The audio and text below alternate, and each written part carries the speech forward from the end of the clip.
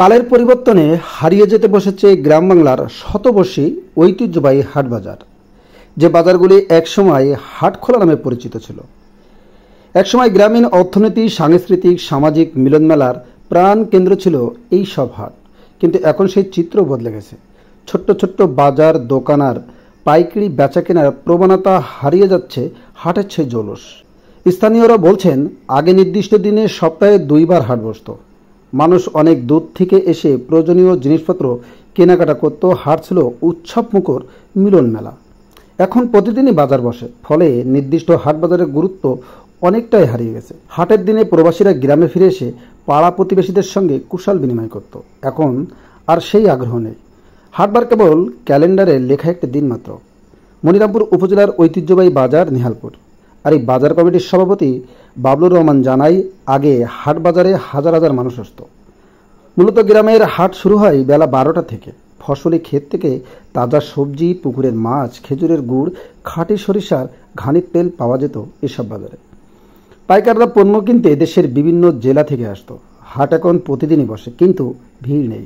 আমাদের নিহালপুর বাজারটি মনিরামপুরের একটি ঐতিহ্যবাহী বাজার। এখানে এখনও গ্রামের সেই চিরচেনা খোলা মুদির দোকান, সবজির দোকান, মাছ মাংস সহ নিত্য প্রয়োজনীয় সব পণ্যই পাওয়া যায়, যেগুলো এই এলাকায় থেকেই সরবরাহ করা হয়।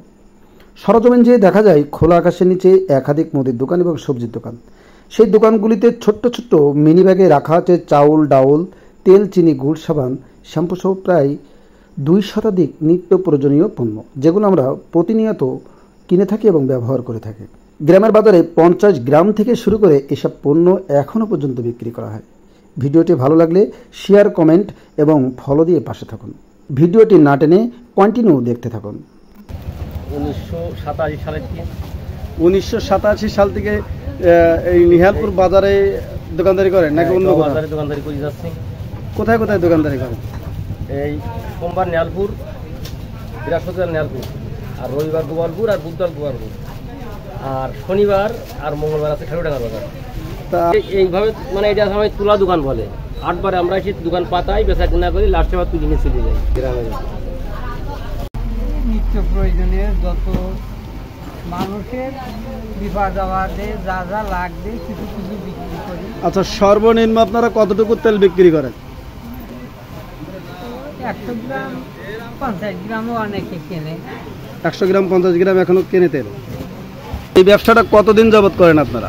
ব্যবসাটা 1996 সাল থেকে করে আজ পর্যন্ত করে আসতেছি। 1996 সাল থেকে আজ পর্যন্ত? 8-এর ভিতরে বেচা কেনা বেশি হয়। 8-এর ভিতরে হাটে হাটে আসেন? গ্রামের ঐতিহ্য ধরে রাখার জন্য হাট দোকান পাতায় বসে আমরা বেচা কেনা করি।